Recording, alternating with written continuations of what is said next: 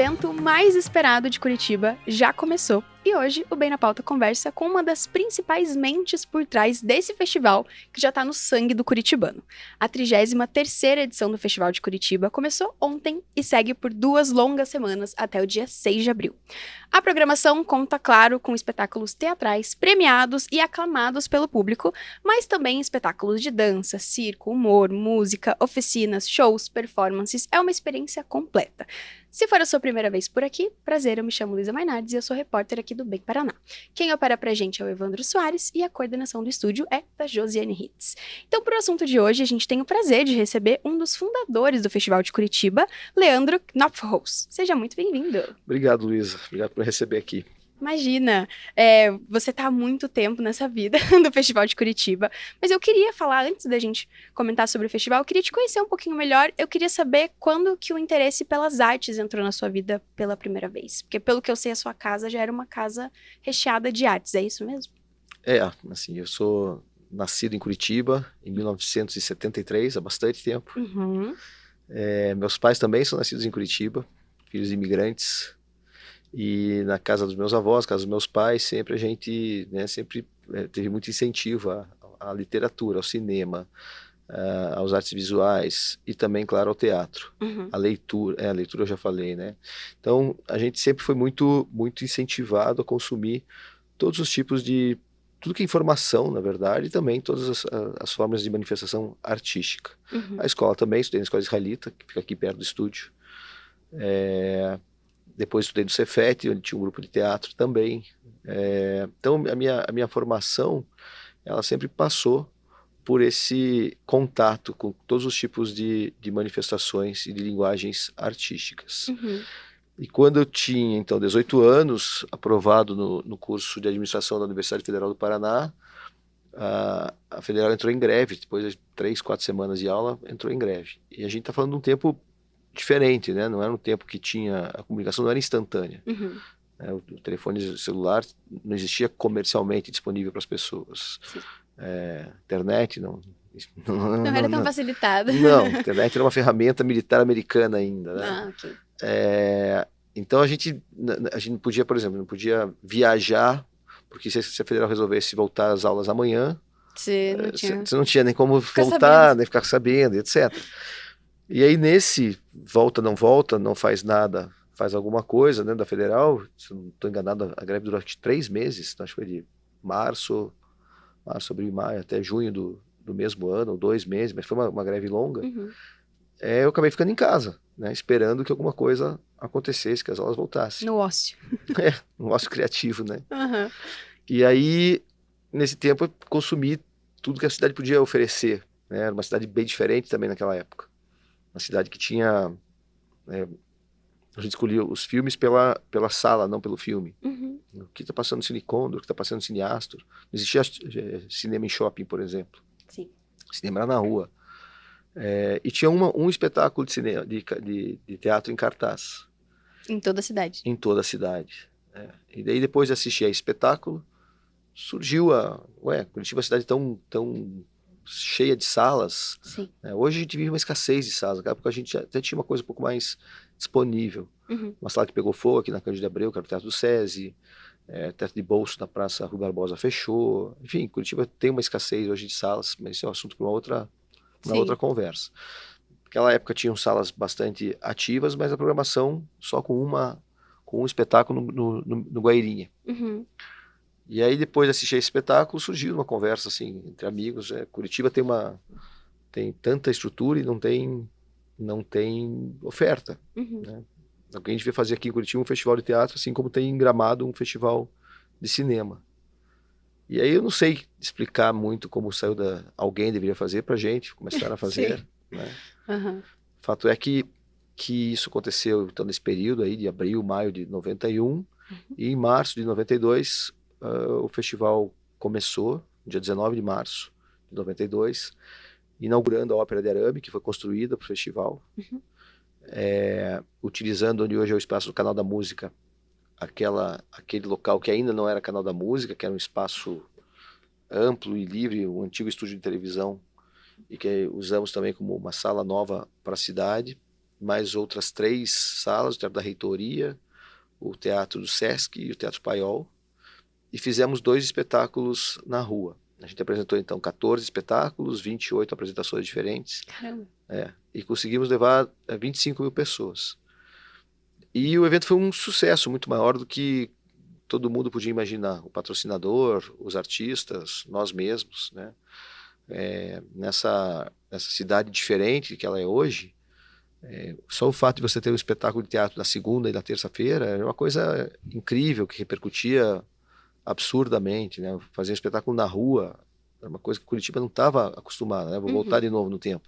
Não era o tempo da comunicação instantânea, não tinha WhatsApp, não tinha internet, rede social, nada, não tinha celular. Tudo impactava, tudo fazia diferença. E aí o sucesso da primeira edição automaticamente fez com que houvesse a segunda edição, a renovação com o patrocinador para fazer a segunda edição. E assim foi, e a gente chegou agora na 33ª edição. Sim, e eu tenho uma curiosidade, porque agora na 33ª, você possibilitou que inúmeros artistas pudessem realizar o próprio sonho de subir no palco, enfim, se apresentar. Já foi um sonho seu? Ou você realmente gosta de estar no público mesmo, consumindo aquela arte? Nunca tive o sonho de me apresentar.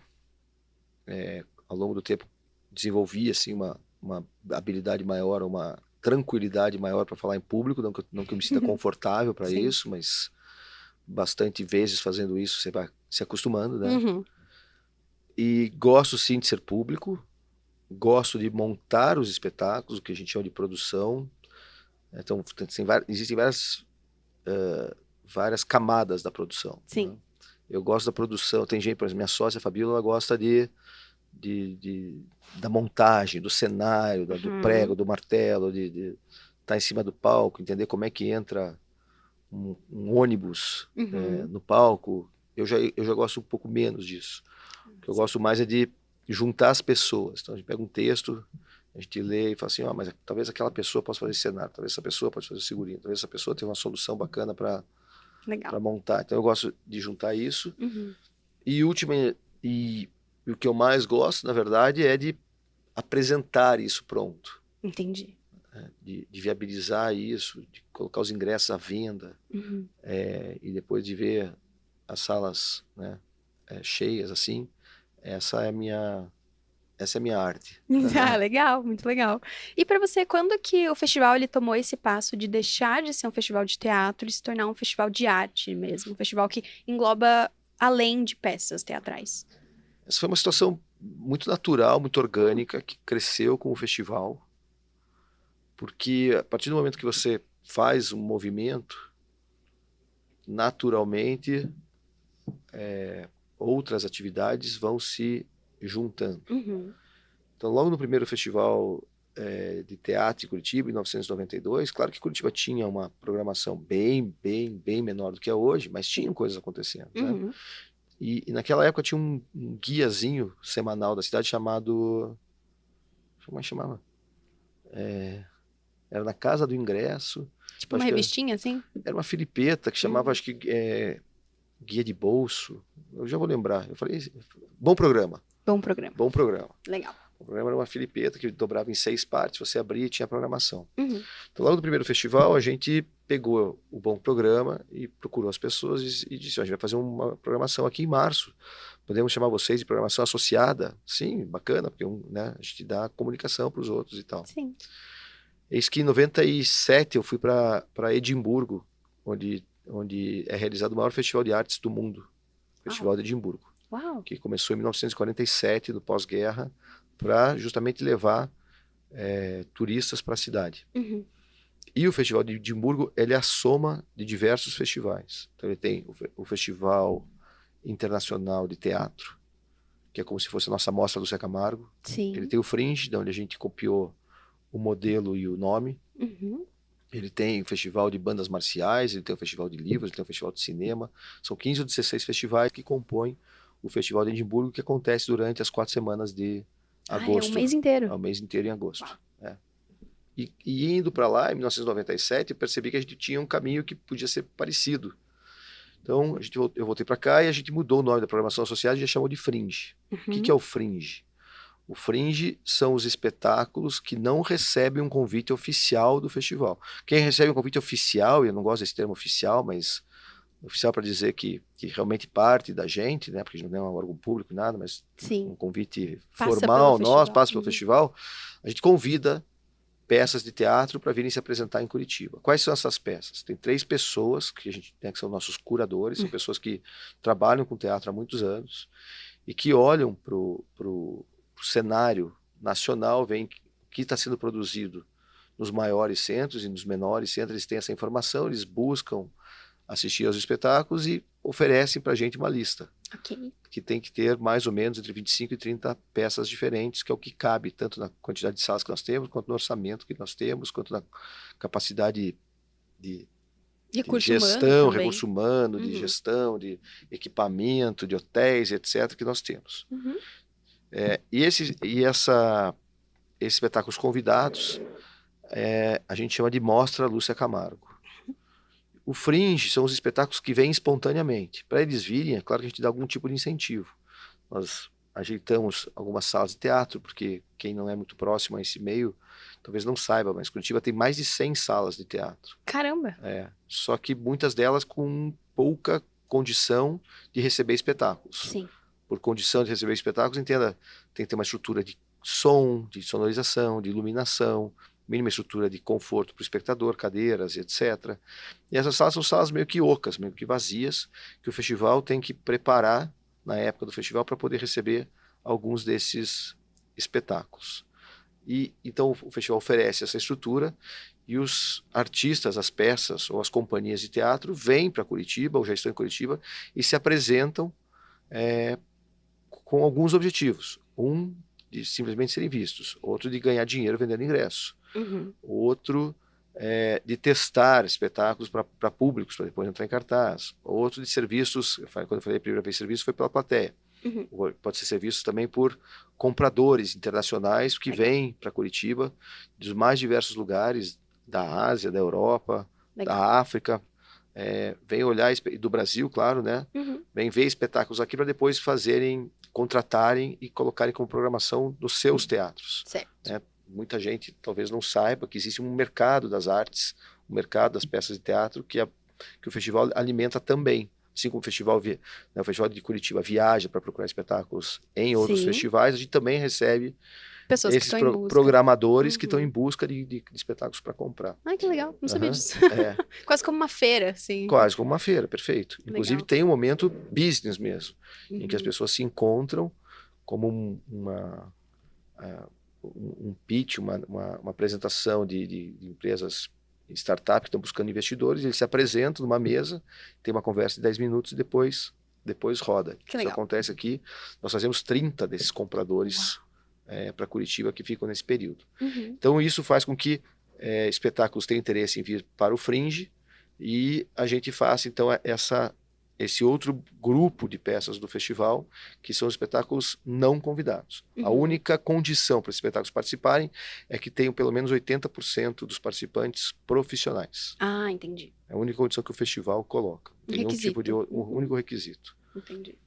E aí o festival, copiando esse modelo de Edimburgo, ele foi ampliado para outros eventos. A gente tem um festival de humor chamado Risorama, que completa 21 anos esse ano. A gente tem um festival de variedades chamado Mishmash, que completa 17 anos esse ano, ou 16 anos esse ano, e que reúne como se fosse um circo, um cabaré, não um cabaré... Eu sempre associei a magia, assim. Tem também ilusionismo, mas o que a gente busca são habilidosos, tipo um Got Talent. Essa é não é a inspiração, até porque o Got Talent a gente viu depois. Mas a gente assistia muito o Just for Laughs, que é o evento canadense que acontece em Montreal, que tem essa ideia. Mesmo, é uma boa variedades, palavra. Exatamente, variedades, habilidades. Legal. Formando assim um grande show para a família inteira. Também inspirado em eventos internacionais, o festival em 2009, se eu não estou enganado, 2008, propôs a primeira quermesse da alta gastronomia no Brasil, que foi o Gastronomics. Depois vieram muitos e tantos festivais. Sim. Mas o sócio do evento, do Gastronomics é o Celso Freire, chefe que todo mundo, chefe referência em Curitiba, e que inspirou todos os chefes que estão aqui. Eu me lembro de ter ido falar com ele, eu falei, eu estava na Inglaterra, eu vi um evento que era assim, o chefe ficava lá na barraquinha, eu falei, chefe de cozinha na barraquinha, hoje parece uma coisa tão banal, né, todo mundo faz, mas em 2008 foi uma grande inovação, né? E a gente fez no MON, porque o MON tem uma cozinha ali que é uma cozinha maior para os seus eventos, ali naquele aquário. Sim. E que podia ser uma cozinha de apoio. E até então ninguém tinha usado o MON para fazer qualquer tipo de evento fora das salas de exibição. E hoje é tão comum. E hoje é tão comum. Festival também que trouxe para a cidade esse espaço de apresentação por causa do Gastronomics. Ah, legal. E além disso, completando o festival, a gente tem um evento para crianças chamado Guritiba, onde a gente tem o cuidado de trazer espetáculos que sejam muito, muito qualificados, porque a gente sabe da responsabilidade do primeiro contato de uma criança com qualquer tipo de manifestação artística tem que ser positivo para que a criança queira repetir. Sim. Dentro do festival a gente tem algumas parcerias e a gente tem esse ano especificamente, a gente está repetindo uma atividade que a gente fez no ano passado, que é a Mostra Surda. Legal. Né, com atores que têm surdez. E os espetáculos são falados em Libras. Curitiba tem 70 mil surdos. Incrível. Caramba, não sabia desse número. É um número incrível, incrível. E é uma comunidade muito ativa, uma comunidade que tem muito organizada também. Hoje mesmo a gente esteve na Câmara dos Vereadores recebendo uma homenagem junto com o pessoal da Mostra Surda. Que legal. E essa é uma iniciativa que daí não é do festival, né? O festival apoia e a gente adora fazer isso, que outras entidades nos proponham atividades para que aconteça junto, porque só terminando o todo, né? Sim. O festival quer ser essa soma de eventos, sejam eles propostos pela organização do próprio festival, sejam eles vindo de terceiros. Então, sei lá, se as faculdades de Curitiba se unissem para fazer o lançamento uma feira de pesquisas acadêmicas, científicas, a gente ia ficar super feliz. Sim. Se as escolas de samba quisessem fazer um segundo desfile durante o festival, a gente ia ficar super feliz. E coloco isso só como exemplo de todas as possibilidades nas quais o festival está aberto para ser uma base para agregar esses grupos. Exatamente, assim. Para que os eventos sejam agregados e que cada vez mais a cidade entre em ebulição e que, né, o curitibano ocupe as ruas. Não à toa a gente acontece durante o aniversário da cidade, a gente quer celebrar a cidade, o encontro, a criatividade, as pessoas. Só que a gente não dá conta de fazer tudo. Sim. Então, quanto mais gente propuser para nós atividades, mais a gente vai encorpar o evento e mais a gente vai ficar feliz. Quase um Frankenstein, assim, vai realmente acoplando, né? Assim, como uma estação espacial que cada vez vem um módulo e acopla, né, e vai crescendo, assim a gente quer que o Festival de Curitiba seja. Que os módulos vão se somando e o evento fique cada vez maior. Sim. E nessa edição desse ano, né, depois de 8 anos, o festival volta a ter o apoio da prefeitura para a realização do evento. E essa foi uma das perguntas que as nossas jornalistas trouxeram na sabatina do ano passado para o então candidato e hoje prefeito, Eduardo Pimentel. E na época ele já tinha respondido positivamente sobre o assunto. E eu te pergunto, né, como que foram esses 8 anos sem esse respaldo, né? O que muda para o festival? Muda tudo, porque a falta do apoio do festival da cidade de Curitiba para o festival de Curitiba machuca muito. Sim. E são todos os apoios, né? O apoio institucional, no sentido de permitir que a estrutura da cidade possa fluir, nos auxiliando, né? Que compromissos sejam combinados e honrados, né? Teve ano que nós tivemos salas que já estavam combinadas e reservadas, sacadas de última hora, numa atitude, né, cruel e covarde, na verdade. E também, obviamente, um patrocínio, porque a gente sempre precisa de recursos. O festival emprega diretamente 600 pessoas, indiretamente 2.000 pessoas. São 200 mil pessoas assistindo aos espetáculos, gerando um impacto turístico e grande, né?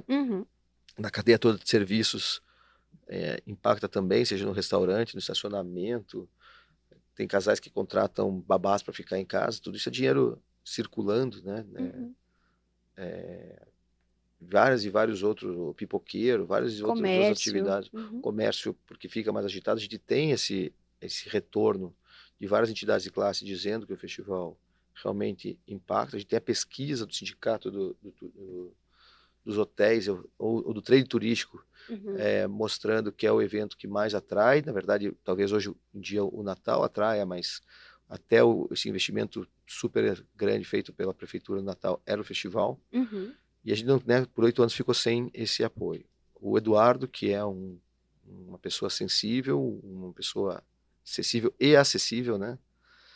Desde a campanha se comprometeu em voltar no dia, ainda antes dele assumir, já em novembro, ele reiterou esse compromisso. Se não estou enganado, ele assumiu, claro, ele assumiu no dia 1º, mas aí era uma quarta-feira, 2 e 3 é quinta e sexta, ninguém faz nada. Sim.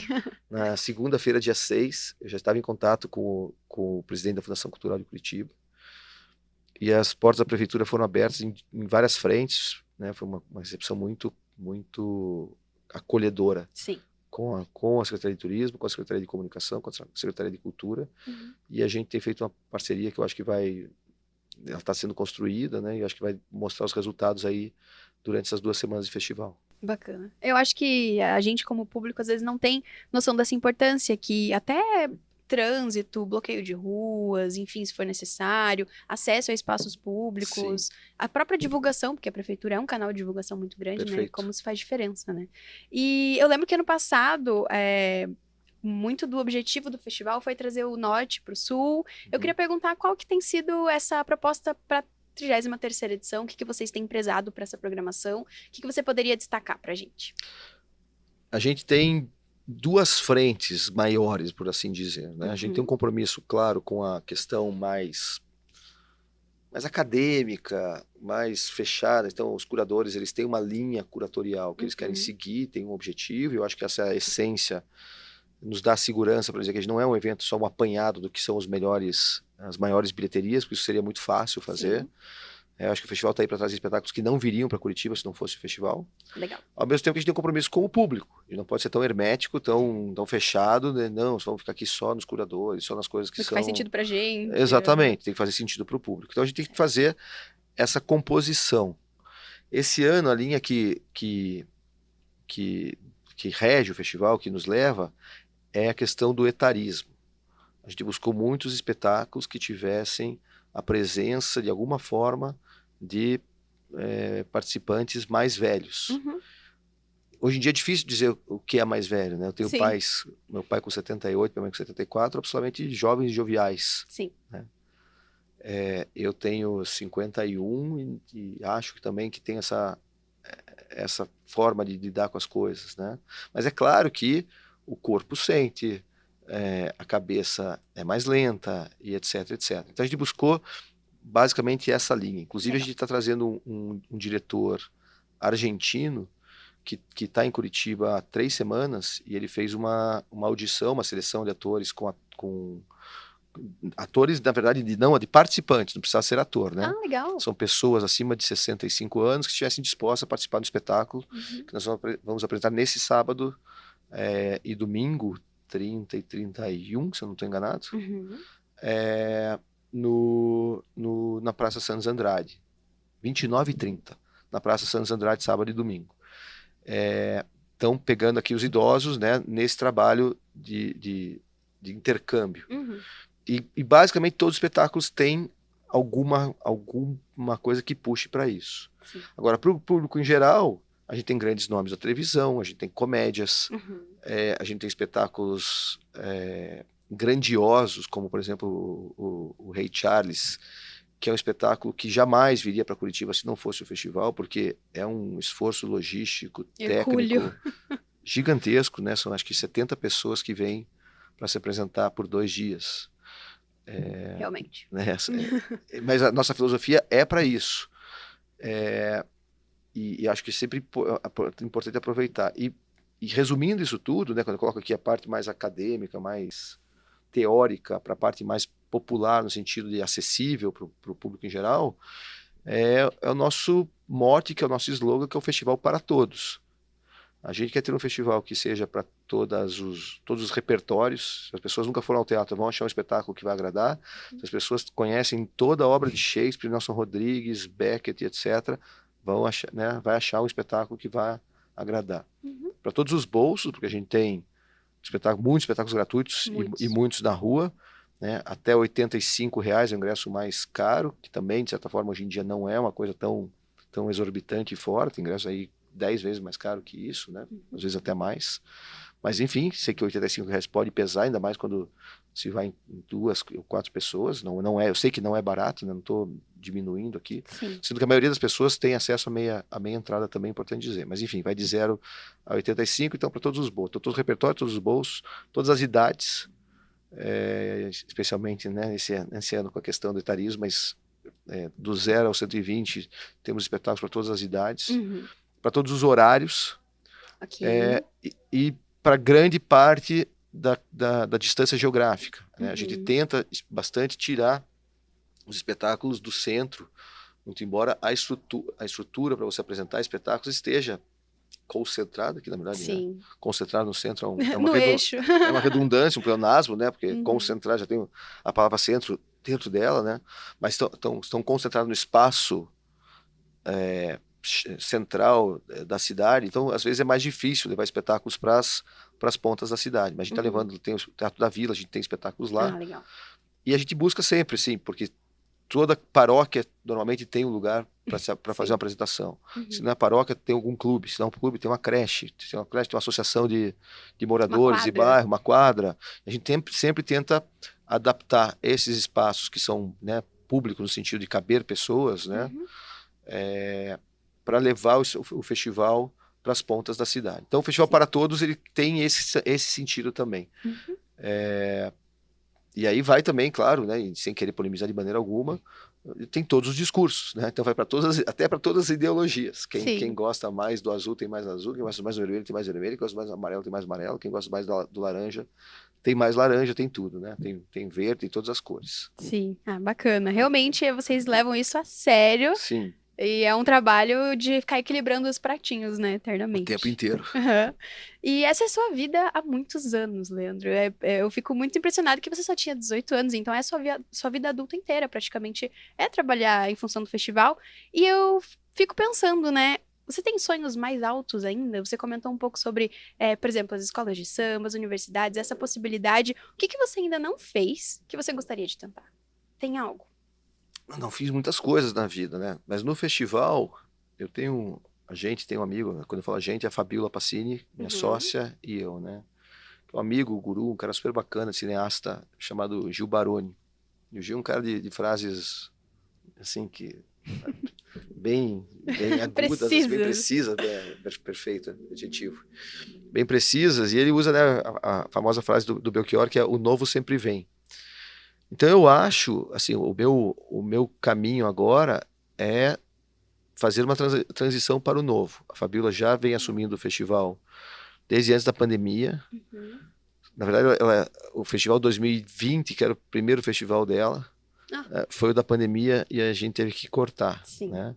E aí a gente teve que se virar em 21 e 22, 23 fizemos a retomada, então 23, 24, esse é o terceiro festival que a Fabiola está à frente, cada vez com mais a cara dela, cada vez com mais total liberdade e autonomia, né? A gente é sócio, obviamente a gente conversa, mas a gente pensa muito, muito parecido e eu tenho assim absoluta confiança e segurança e tranquilidade de que a condução dela é bem melhor que a minha. Sim. Então o meu sonho agora é que essa transição ela se conclua no sentido de eu me tornar realmente um espectador e poder ser um consultor mais distante, não tanto no dia a dia, de coisas que eu vejo, até porque eu acho que essa renovação é super necessária. Sim. Né? Por mais que tenham coisas que eu não concordo, não é que tenham, mas se vierem a ter coisas que eu não concordo, eu acho ótimo, porque a gente precisa oxigenar, precisa renovar, e isso normalmente é mais fácil acontecer com novas pessoas do que com a mesma pessoa mudando tudo. Então, para mim, os próximos passos do festival são esses, né? realmente a assunção, no sentido de assumir da Fabiola, e aí tentar, até com menos tempo dedicado à questão da operação e mais tempo olhando e observando, propor justamente para essas entidades que, né, fazer um pouco mais de política, porque no dia a dia o tempo acaba sendo consumido com coisas muito manuais, no sentido assim, quase não dá tempo de planejar, quase não dá tempo de questionar. A gente vai lá e vai fazendo. Sim.